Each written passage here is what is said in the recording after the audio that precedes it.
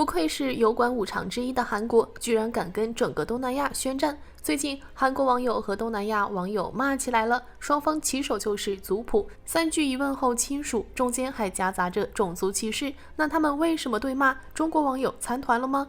大家好，歡迎來到星球熱點，國際大事從不缺席，輿論場中抽絲剝繭，聚焦獨家中國資訊。點讚、訂閱、加小鈴鐺，帶你用不一樣的視角讀懂中國故事。大家知道現在亞洲外網最火、吵得最兇的是什麼事嗎？就是韓國網友和東南亞多國直接開罵，現在已經衝上所有東亞國家的熱搜，相關圖片在網上直接爆火。現在翻一翻，全是東南亞各國網友諷刺韓國的內容。以前總有人說外國人攻擊力弱，小編看這次一點都不比誰差，戰鬥力直接拉滿。大家是不是特別奇怪？東南亞不是韓流最瘋狂的地方嗎？當地年輕人追 K-pop、追韓劇，一個個迷得不行。怎麼突然之間，東南亞網友對韓國人的惡意這麼大，甚至直接罵起來了？其實事情的起因特別簡單，就是一場演唱會鬧出的小事。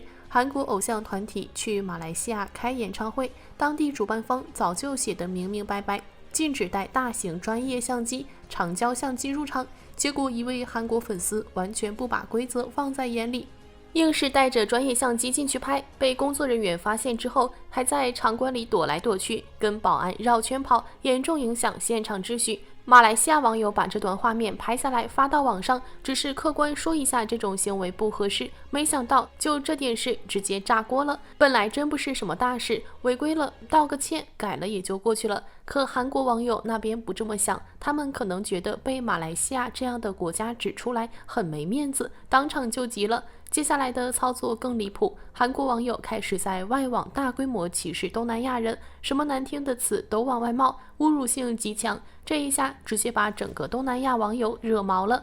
這場罵戰已經吵了好幾天，韓國網友平時在海外平台一向強勢，甚至被稱作油管5常，可這次真架不住東南亞人多。現在外網局勢幾乎一邊倒，只要韓國人發帖辯解，評論區立刻被東南亞網友的反擊刷屏。看到這兒，可能很多人都懵了，明明是韓國人先違規的，錯得明明白白，為什麼韓國網友不但不認錯，反而反過來罵馬來西亞人，甚至搞起種族歧視？他們連最基本的是非對錯都不分了嗎？為什麼會變成這樣？答案很簡單，核心原因就是韓國社會那套極端的前後輩文化。在韓國，前後輩文化已經到了非常誇張的地步，哪怕只大1個月、大1天，都要以前輩自居，晚輩必須低頭順從，用敬語。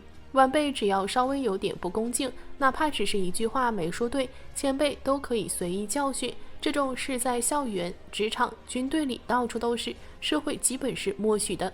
別不信，根據韓國僱傭勞動部2025年的統計，他們一共受理了12253件職場霸凌舉報，真正結案處理的只有13件，絕大多數欺壓行為就這麼不了了之。有網友可能會問，前後輩文化跟這場跨國罵戰能有什麼關係？當然有關係，他們看上去八竿子打不着，實際上邏輯是一模一樣的。在很多韓國人心裡，韓國是發達國家，經濟、工業、軍力都比東南亞國家強，所以他們天然把自己當成前輩，把東南亞國家當成後輩，就是我是可以錯，但輪得到你後輩來指手畫腳嗎？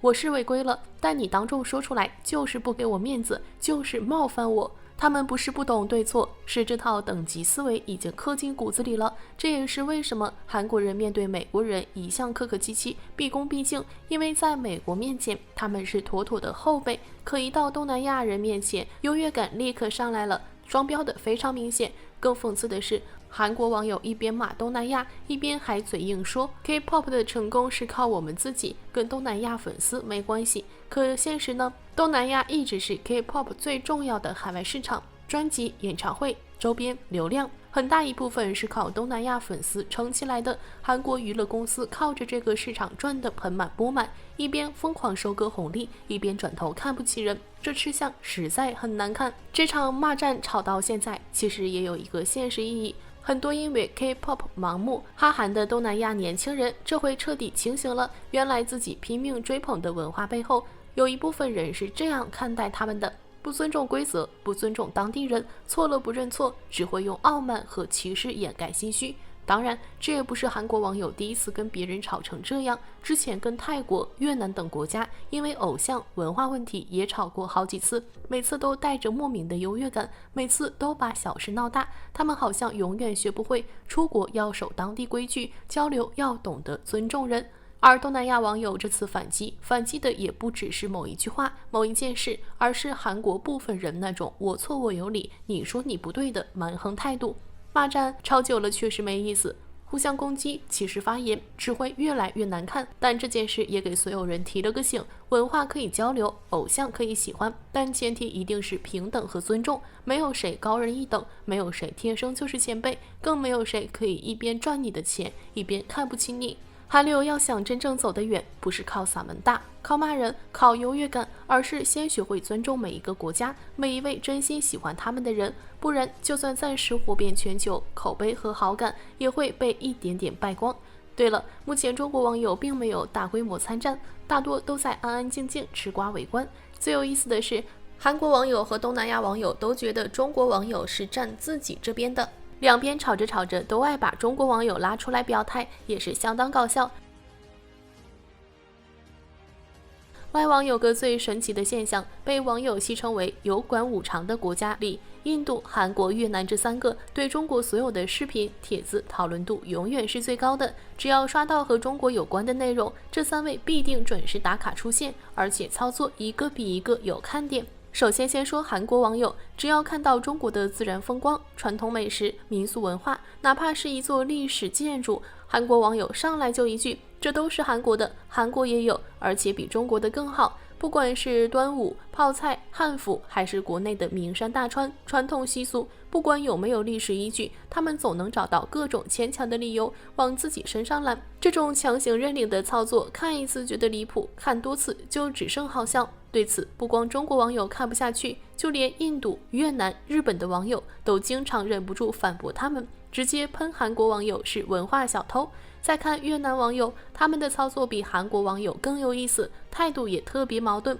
他們一邊會說一些所謂收復兩廣的話，可一旦有別的國家噴中國，越南網友比誰都激動，會第一個衝上去噴回去。核心思想就是中國只能由越南噴，別人沒資格。尤其是韓國和印度，在他們心裡自己是中華正統，中國強就等於越南強。說到這裡，就不得不提一件特別有意思的事。歷史上，韓國和越南都曾深受中華文化的影響，兩國也都長期以小中華自居，誰也不服誰，拼了命爭論誰的中華化程度更高，本質上都是不想被當成蠻夷。可就是這兩個互不相讓的國家，在一件事上卻出奇的一致，都覺得日本是徹頭徹尾的蠻夷。這種奇特的共識也成了外網的一大趣味談資。越南網友的這種矛盾心態，根源其實就是文化認同和身份認知的糾結。他們既想強調自己國家的獨立性，不想依附於任何國家，可又無法割斷和中華文化的長期聯繫。尤其是近10年來，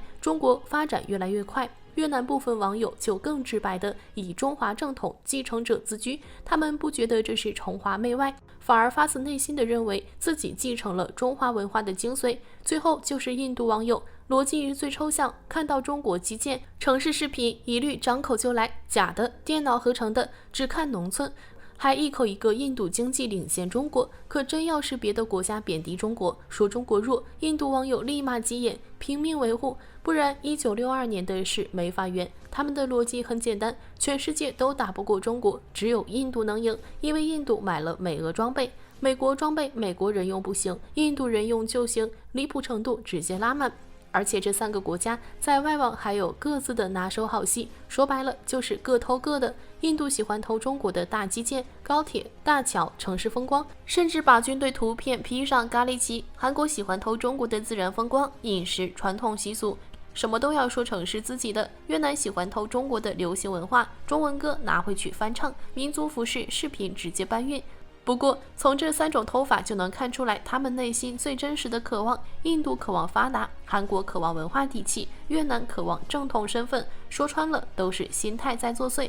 好了，今天的內容到這裡就結束了。如果你喜歡小編的影片，還請大家多多點讚轉發，讓更多的人一起見證中國進步。關注我的頻道，這樣既能回顧往期視頻，又不會錯過之後的精彩內容。那我們下期節目不見不散。